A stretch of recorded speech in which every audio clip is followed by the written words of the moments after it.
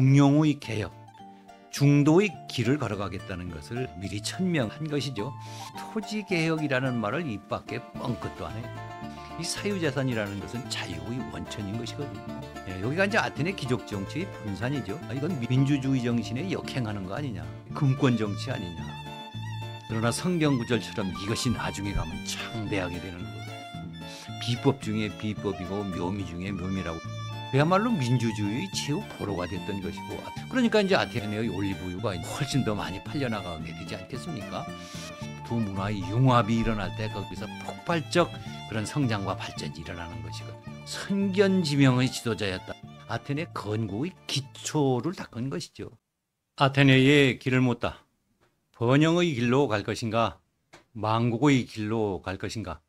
오늘은 그 24번째 시간으로 아테네 건국의 아버지라고 일컬어지는 솔론에 대한 두 번째 시간으로 솔론의 개혁, 중용을 택하다, 이런 제목으로 말씀을 드리도록 하겠습니다. 우리는 지난 시간에 아테네에는 세 가지의 대립관계가 중첩되어서 일하는 바람에 마치 바다에서 삼각파도에 휩쓸려 침몰 위기에 빠진 선박처럼 절체절명의 그런 위기에 빠져 있었다, 이런 말씀을 드린 바가 있고요. 그렇게 되었던 것은 능력은 뛰어났지만 절제가 부족했던 세 사람의 지도자가 연이어 등장하는 바람에 그런 일이 발생하게 되었다고 했고요. 또 이렇게 됐던 것은 그야말로 이게 아테네의 리더십 딜레마가 아니었을까, 이런 생각이 들기도 합니다. 그래서 아테네는 이제 새로운 정말 훌륭한 지도자가 나와서 혼돈스러운 나라를 바로잡아야 될 그럴 절체절명의 순간이었는데, 그야말로 현자를 기다리는 혼돈의 시대였다, 이렇게 정리할 수 있을 것 같습니다. 그리고 아울러서 지금 우리 한반도를 둘러싸고 지정학적 리스크가 날로 커지고 있는 가운데 또 전 세계에서는 국가 리더십 딜레마에 빠지고 있는 것 같아서 걱정스럽다는 말씀도 드렸는데, 그럴 때일수록 우리는 아테네의 지도자들이 어떻게 그 혼란스러운 위기를 극복하고 나라를 번영으로 이끌었는지 이것을 교훈으로 배울 필요가 더욱더 절실하다, 이런 말씀도 드린 바가 있습니다만, 더구나 지금 우리나라는 소위 리더십 혼란에 빠져 있지 않습니까? 이럴 때일수록 우리는 훌륭한 지도자를 어떻게 뽑아야 되는지 우리가 공부를 좀 할 필요가 있다는 생각도 듭니다. 전에도 우리가 그런 걸 한번 겪은 바가 있습니다만, 전임자의 실수와 혼란을 틈타서 자격이 안 되는 사람이 그냥 어쩌다가 어부지리로 국가 지도자가 되는 바람에 나라를 엉뚱한 방향으로 이끌어가는 그런 경험을 우리가 했지 않습니까? 이런 일이 다시는 일어나지 말아야 한다고 생각을 합니다. 그런 의미에서도 우리가 아테네의 지도자들을 통해서 우리나라의 어떤 지도자가 등장해야 되는지 우리 같이 한번 공부하는 시간을 가져보도록 하겠습니다.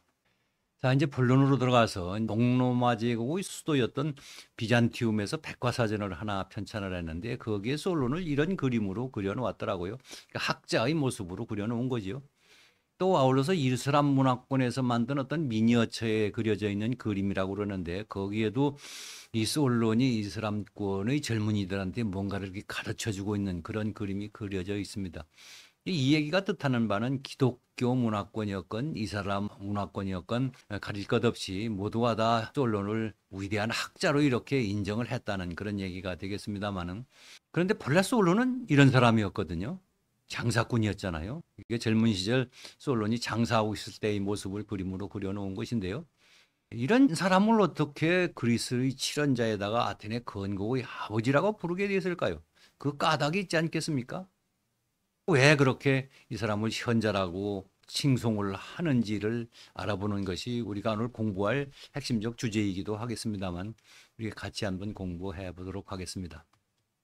먼저 그 당시 시대 상황을 보면 이제 그리스 지도가 오른쪽에 보이고 있는데, 이걸 좀 확대해 보면 스파르타와 아테네가 이렇게 보입니다. 스파르타가 아테네보다도 한 2배 이상 큰 면적이죠. 그리고 스파르타는 강우량이 1년에 700mm가 넘습니다. 그래서 아테네의 2배가 넘는 곳이어서, 그래서 소위 그 가뭄 때문에 발생을 했던 그리스의 암흑기가 스파르타가 먼저 벗어나게 됩니다. 그래서 아테네보다도 100년 전에 국화의 깃털을 만들고 또 그때 토지 개혁까지 완수를 합니다. 귀족들의 땅을 모두 빼앗아 가지고 농민들에 나눠지는 소위 공산주의식 토지 개혁을 했지요. 반면에 아테네의 경우에는 출발이 또 100년 넘게 늦어지기도 했습니다만 거기에 또 여러 가지 일들이 일어났다고 그랬죠.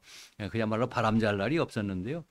구테타가 일어나고 그거를 수습하려고 또 신성모독을 범하고 그래서 혼란스러운 전국을 수습하려고 법을 만들었는데 너무 가혹한 법을 만드는 바람에 아테네 시민들이 불안과 불만이 쌓여가고 거기다가 또 이 신체를 담보로 하고 돈을 빌려주는 걸 인정하는 바람에 나중에는 농민들이 모두 노예로 전락할 그럴 위기에 빠지는 바람에 폭동일보 직전의 혼란스러운 상태였다. 여기까지 지난 시간에 말씀을 드린 바가 있고요. 이런 거를 수습할 그런 중차대한 임무를 어깨에 짊어지고 등장한 사람이 바로 이제 솔론이었던 것이죠.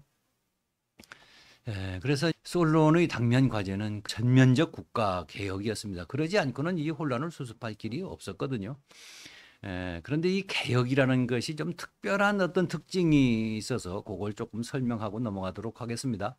이 개혁이라는 말을 한자로 쓰면 이렇게 고칠 개자에 가죽 혁자를 씁니다. 가죽을 바꾼다는 얘기죠.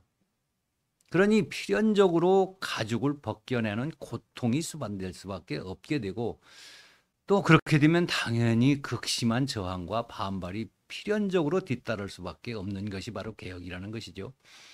어떤 학자가 이런 말을 했더라고요. 개선과 개혁이 어떻게 다른지 아느냐? 여러분들 아시겠습니까? 개혁이 뭐고 개선은 뭐죠? 어떻게 다르죠? 그 학자가 이렇게 설명을 했더라고요. 무슨 일을 추진하는데 아무런 저항이나 반발이 없으면 그것은 개선이다. 그런데 극심한 저항과 반발이 따른다. 그것은 개혁이다. 이 말은 그야말로 개혁이라는 것은 저항과 반발을 피해갈래야 피할 수 없는 필연적 숙명 같은 것이다라는 걸 강조하기 위해서 설명하는 말일 텐데요. 그렇기 때문에 우리는 꼭 한 가지 주목해야 될 것이 있습니다. 바로 이것입니다. 개혁을 성공시키는 데는 그 개혁의 정당성이 물론 중요합니다. 개혁이 올바른 것이어야 되죠. 그러나 이것만 가지고 개혁이 성공하는 것은 아니더라는 것입니다. 저항과 반발을 극복하는 것이 관건적 요소라는 것입니다. 저항과 반발을 극복하지 못하면 그 개혁은 좌초되고 말게 되는 것이죠. 우리가 겪고 있는 지금 의료개혁에서 그 현장을 직접 목격하고 있지 않습니까? 그래서 이런 개혁을 할 때는 개혁 프로그램 자체를 잘 만드는 것도 중요하지만 저항과 반발을 어떻게 극복할지에 관해서 아주 치밀하고 세밀하고 구체적인 그리고 단계별 계획, 소위 컨틴전시 플랜이라고 그러죠. 이렇게 하다가 안 되면 이런 방법으로 하고 또 이런 방법도 안 되면 그 다음 방법으로 하고 그래도 안 되면 또 이렇게 하고 이런 순차적 계획을 세워놓아야 된다는 것인데 자, 그렇다면은 이 솔로는 이 중차대한 전면적 국가 개혁을 함에 있어서 어떻게 저항과 반발을 극복하고 이거를 개혁을 안착시켰을까요? 이것이 우리가 솔로로부터 배워야 할 교훈이라고 생각하는데 오늘 강의의 이게 핵심 내용이라는 것을 머릿속에 넣어두고 본론으로 들어가도록 하겠습니다. 자, 솔로는 개혁에 앞서서 먼저 대원칙을 하나 선언을 합니다. 솔론이 본래 유명한 시인이었다고 그랬잖아요. 그래서 그 시를 써서 원칙을 천명을 하는데 그중에 일부 중요한 구절만 제가 발췌를 했습니다만 그들 양쪽 모두 앞에 내 권능의 방패를 들어 그 누구도 타인의 권리를 건드리지 못하게 하리라. 이렇게 했다는 것이죠. 부연 설명을 드리면 양쪽, 즉 부자인 귀족들과 가난한 농민들 어느 편도 들지 않겠다는 것을 선언한 것이죠. 즉 중용의 개혁, 중도의 길을 걸어가겠다는 것을 미리 천명한 것이죠. 이렇게 해놓고 또 이것을 뒷받침할 수 있는 또 방도를 하나 강구를 하는데 그것은 바로 델피 사원에 가서 신탁을 받아오는 것입니다. 델피 사원의 신탁이 뭐죠? 가서 사실은 점을 치는 것이죠. 뭐 아폴론이 계시를 내린다고 고대 그리스 사람들은 믿었다고 그러는데 그 정죄가 이렇게 나왔다고 합니다. 뭐 모종의 조치를 취해서 이렇게 나왔는지 어쩐지는 뭐 알 수 없습니다만 아무튼 중간 자리에 앉아라. 그리고 그 배의 안내자가 되어라. 아테네의 많은 이가 너의 편이 되리라. 이게 무슨 얘기겠습니까? 지금 솔론이 표방한 중도의 개혁, 중용의 개혁이 이게 올바른 길이다라는 것을 아폴로 시인이 인증을 해줬다는 말이 되겠죠. 이렇게 자신이 천명한 개혁 방향에 대한 정당성을 아폴론 시인의 계시를 통해서 이제 확보를 해놓고 이제 개혁을 추진하게 됩니다. 첫 번째 과제는 역시 이제 토지 개혁이죠. 바로 아테네의 혼란이 이렇게 발생하게 된 가장 밑바탕에 있는 근원적인 문제는 바로 이 토지 문제였거든요.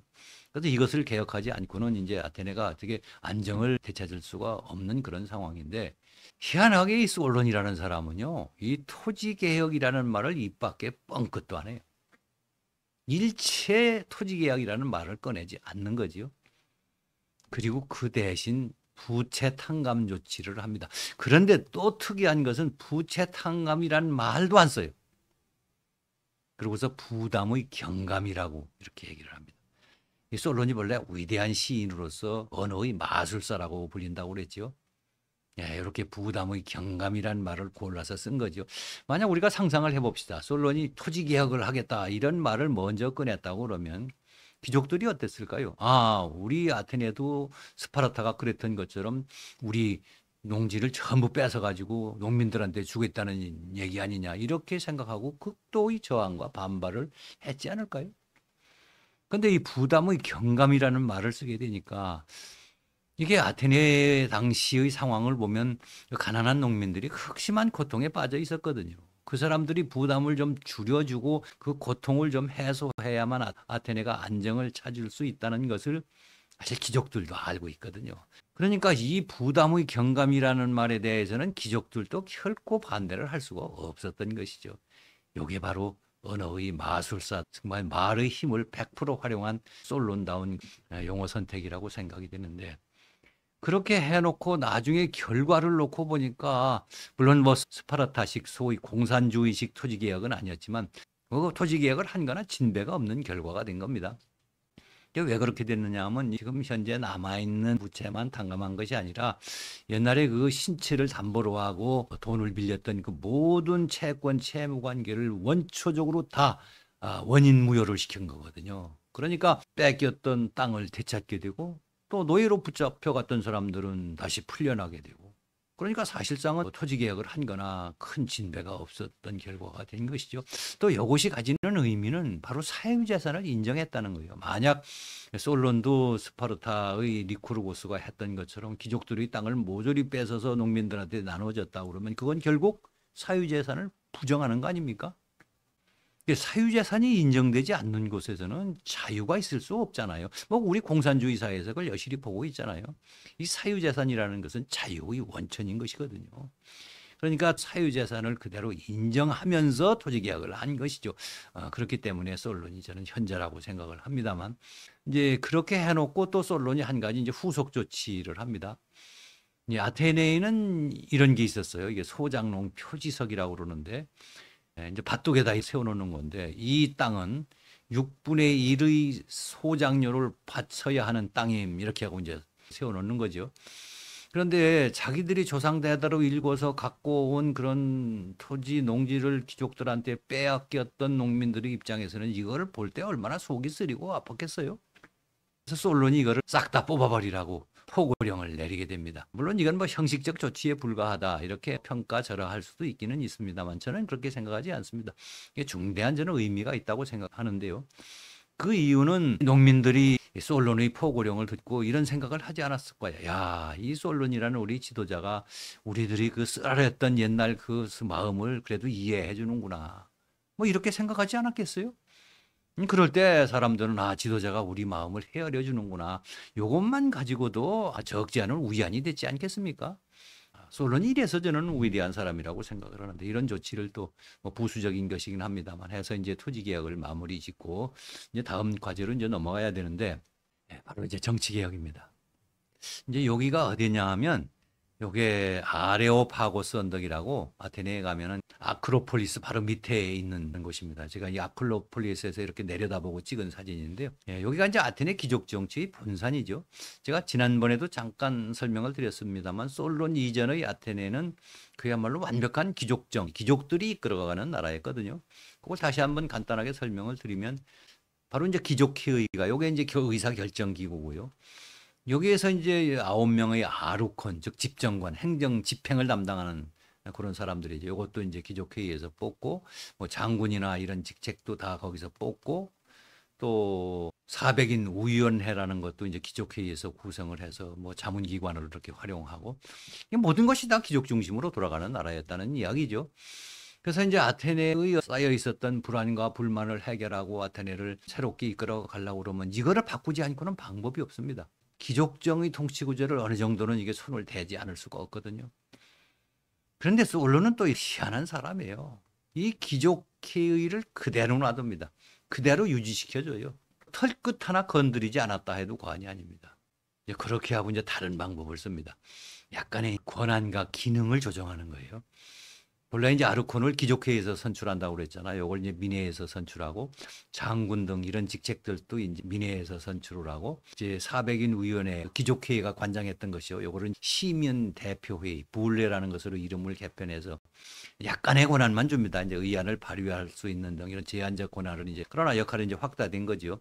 이런 조치를 하게 되고 또 민회가 그동안에는 귀족회의의 들러리 역할을 하는데 불과했었다고 제가 한번 말씀드렸죠. 그런데 요 민회에다가도 약간의 이제 기능을 부여합니다. 안건을 심의하고 의결할 수 있는 그런 기능을 부여합니다. 자, 여기에 대해서 귀족들이 반발하지 않았을까요? 예, 반발하지 않았어요. 그것은 두 가지 이유 때문이었는데요. 첫째는 말씀드린 대로 귀족회의를 그대로 존치시켰거든요. 귀족들 입장에서는 우리 귀족회의 그대로 있지 않느냐 이런 생각을 하지 않았겠습니까? 그리고 이제 두 번째 이유가 또 있는데 그건 이제 다음 차트에서 제가 설명을 이어서 드리겠습니다. 다음 번째 개혁 과제는 솔론이 이런 방법을 내놓았습니다. 소위 시민들의 권리와 의무를 재산의 규모에 따라서 차등을 주는 그런 제도를 도입한 거예요. 그래서 이제 1계급, 2계급 요것은 비교적 좀 먹고 살 만한 사람들이죠.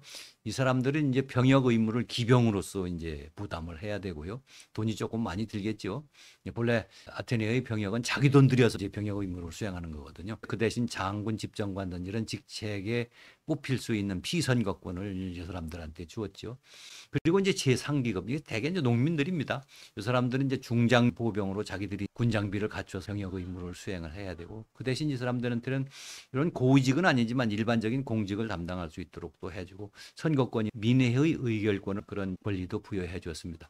그리고 제4계급이라고 있습니다. 뭐 사실은 이 사람들은 거의 무산자 계층, 몸으로 이제 벌어먹고 사는 사람들이죠. 이런 사람들한테는 본래 병역 의무가 없었어요. 다만 해군을 편성할 필요가 있을 때는 이제 소위 노젓는 사람, 녹군으로 의무를 이행해야 됐고요.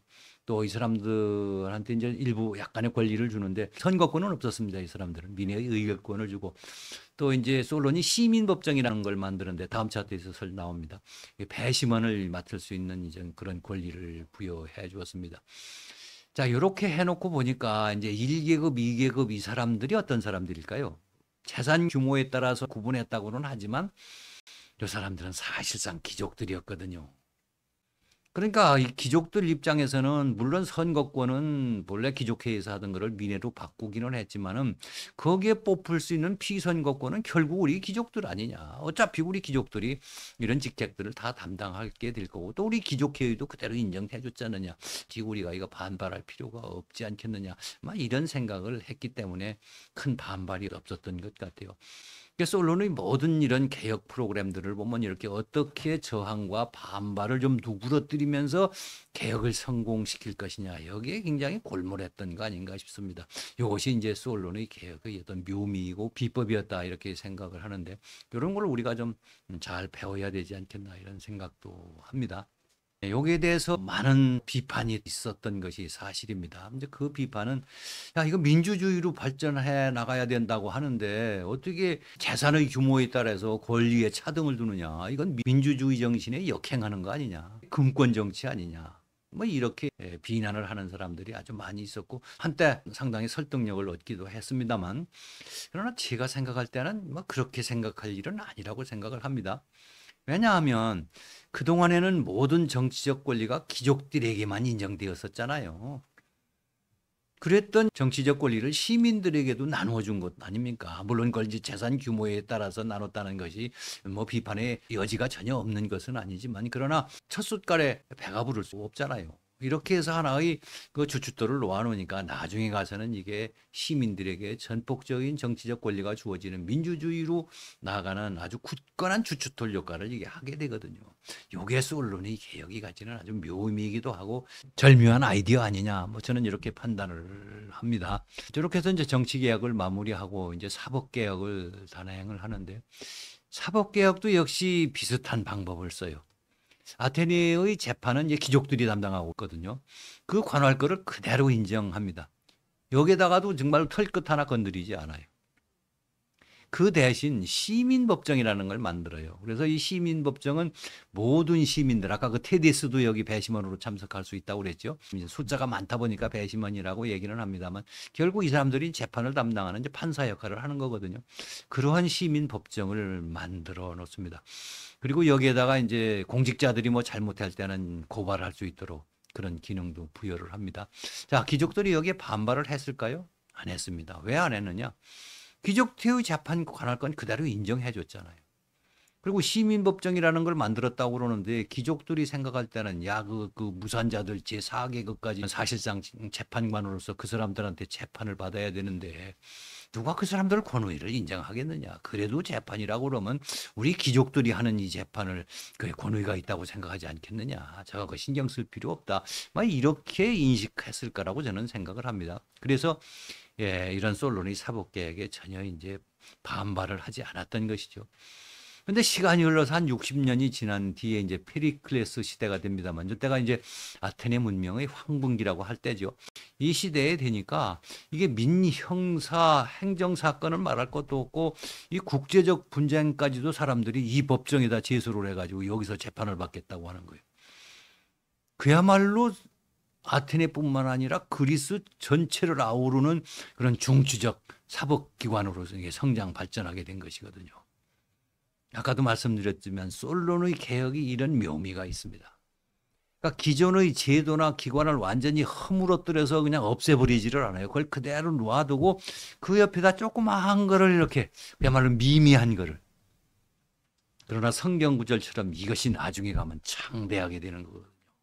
요게 솔론의 개혁이 가지는 아주 비법 중에 비법이고 묘미 중에 묘미라고 저는 생각을 합니다만, 이렇게 해서 이게 나중에 가면 이 아테네의 사법제도는 이런 말이 있을 정도였잖아요.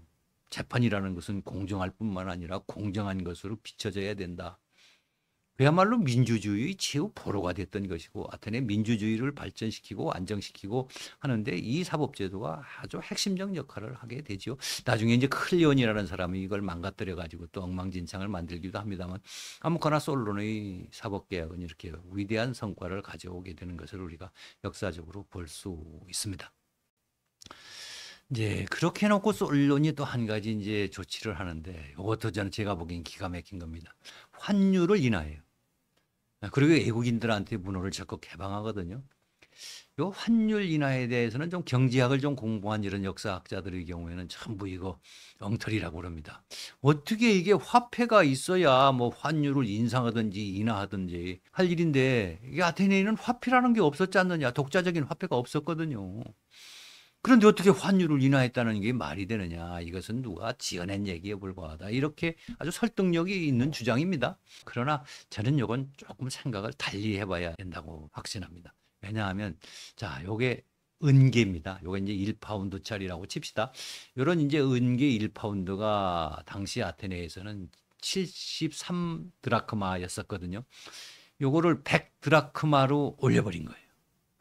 자, 이렇게 되면 이제 어떤 결과가 초래되느냐 하면, 이제 외국에서 이제 아테네의 특산품인 올리브를 사러 이제 은계 요 한 덩어리를 가지고 옵니다.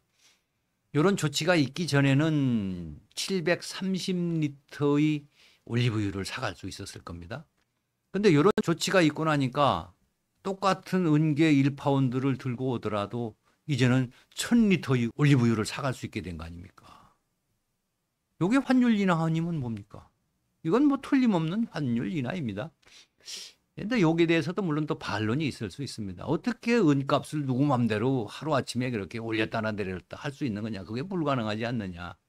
이런 또 설득력 있는 것 같이 보입니다.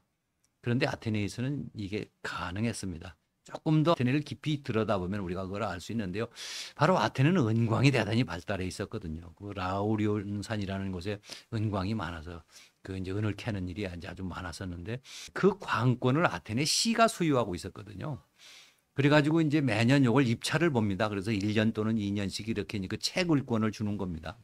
채굴업자들이 몇 명이었다는 뭐 기억사적 기록 없습니다만 2, 30명 됐다고 칩시다. 그럼 솔론이 그 사람들 불러가지고 야 내일부터 73드라크마인 은계 1파운드 값을 100드라크마로 올리자 이렇게 했을 때 그 채굴업자들이 반대했을까요? 어떻게 생각하십니까? 반대 안 했겠죠. 왜 반대를 합니까? 자기들 떼돈 버는 건데. 당연히 반대를 안 하지요. 그리고 또 반대를 하고 싶어도 반대를 할 수가 없잖아요. 관권을 아테네 시가 가지고 있는데 다음번 입찰 때 너는 입찰 참여하지 마 그러면 자기는 완전히 빈손 들고 나가야 되는데 반대할래야 할 수도 없었거든요. 이렇기 때문에 이런 환율 인하가 가능했던 것이고 당시 어떻게 경제학이나 뭐 이런 것도 없었던 시대인데 이런 조치를 어떻게 했느냐. 그것은 이제 솔론이 일찍이 지중해 연안을 다니면서 장사꾼으로서 이게 잔뼈가 굵은 사람이잖아요. 그러니까 이걸 체험적으로 알고 있었던 거예요. 그래서 아테네가 앞으로 경제적으로 성장하려면 이 방법밖에 없다는 것을 깨우쳤을 것 같고요. 그러니까 이제 아테네의 올리브유가 훨씬 더 많이 팔려나가게 되지 않겠습니까? 예, 그러면 올리브유를 팔을 때 그냥 팔 수 있나요? 그거 담는 용기가 있어야 될 거 아닙니까? 그 용기가 이제 암포라라고 그러는 독이인데요. 이제 그 독일 산업을 발전시키기 위해서 외국인들한테 문을 자꾸 개방했습니다. 그래서 이 기술자들에게 시민권을 이제 부여해 줬거든요. 거기서 이제 도공들이 많이 이제 외국에서부터 들어오게 되는데 독이 만드는 기술자죠. 그 단적인 예가 하나 있습니다. 바로 이제 이집트에 가면은 아메이시스라는 파라오가 있었는데요. 아테네에서 명품 도기가 여러 점 발견, 뭐 한 500점 가까이 발굴됐다고 그러는데 이 도기를 가지고 한 몇 년 전인가요? LA에 있는 유명한 그 게티 박물관에서 이게 특별전을 했어요. 그런데 그 작가 이름이 아메이시스예요. 아마 이 이집트에서 이민은 그 후손이었다고 봐야 되겠죠. 그래서 이 올리브를 담는 독이 항아리가 예술 작품으로 격상된 거 아닙니까? 뭐 선풍적인 인기를 끌어가지고 6개월씩 2번 연장하면서 성황리에 전시를 마쳤거든요. 이런 일이 어떻게 일어나게 됐을까요? 어떤 문명이나 문화가 이렇게 폭발적으로 발전하는 이런 계기는 이제 외국의 문물이나 사람, 물론 그때 자기들의 고유한 전통적 정체성은 그대로 지켜야 되죠. 그러나 이렇게 외국의 문물이나 문화나 또 사람을 받아들여 가지고 거기서 두 문화의 융합이 일어날 때 거기서 폭발적 그런 성장과 발전이 일어나는 것이거든요. 바로 이게 아테네에서 이런 일이 있었던 것이고 이런 걸 촉발시킨 것이 바로 솔론이었던 것이죠. 또 솔론이 이렇게 했던 것은 또 뜻깊은 이유가 있을 겁니다. 우리가 솔론이 살라미스를 점령할 때 피리우스 항구의 안전을 확보하기 위한 그런 방편이었다고 했잖아요. 그게 다 일맥상통하는 것이라고 생각이 되는데요. 아테네가 어떤 나라라고 제가 누누이 말씀드렸죠. 정말로 찢어지게 가난한 나라였습니다. 먹을 것이 없어요. 아니 먹을 것이 없는 곳이 아니라 먹고 살 길이 없는 나라였어요. 유일한 방법은 애국하고 교육을 해서 해상 교육을 해서 활로를 찾아야 되는데 그렇다고 빈손 들고 교육을 할 수는 없는 거 아니에요. 뭐가 됐든지 내다 팔 물건이 조금이라도 있어야 되는 것이죠. 그것이 바로 독이었고 또 올리브였던 것이죠. 이렇게 해서 아테네를 부강한 나라로 만드는 그야말로 선견지명의 지도자였다 이렇게밖에 볼 수 없을 것 같습니다. 이제 이런 조치를 한 다음에 솔론이 한 가지 일을 추진하는데 소위 시민 대통합을 합니다. 참 우리나라도 이게 절실한데 이 솔론으로부터 어떤 지혜를 좀 우리가 좀 배워야 되지 않을까 하는 생각이 듭니다.